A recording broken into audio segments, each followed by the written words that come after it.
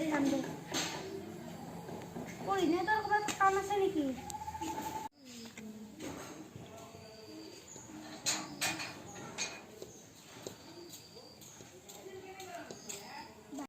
বাইদেউ কি হ'ল ক মোক 1000 টকা এটা লাগিছিল মোৰ তাত 1000 টকা খুজি নাহিবি তই যে কেনেকৈ ক'ব নালাগিছিল মোক শিকাব নালাগে তই মই কাক কেনেকৈ ক'ব লাগে এইখন গাড়ী আমি বেছি এখন নতুন গাড়ীয়ে ল'ব পাৰি দেখোনে তই ঠিকে কৈছ মই এখন গাড়ী চাইছোঁ এইখনৰ দাম মাত্ৰ 5 লাখ টকা এইখনে ল'বি তই এইখন চলাই চলাই বৰো লাগিছে এইখন নচলাও আৰু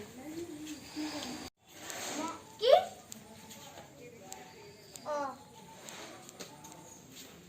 হ'ব দে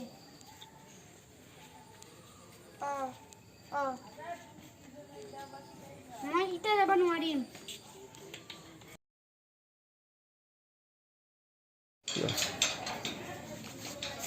দাদা কি হ'ল মোক 10,000 টকা লাগে মোৰ লগত 1 টকাও নাই এতিয়া সেইবোৰ মই নাজানো মোক 10,000 টকা লাগিবই মোৰ লগত এতিয়া বৰ্তমান 1 টকাও নাই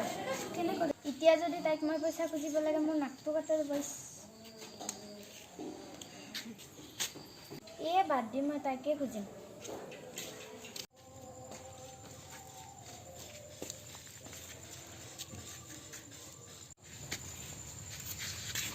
ৰূপালী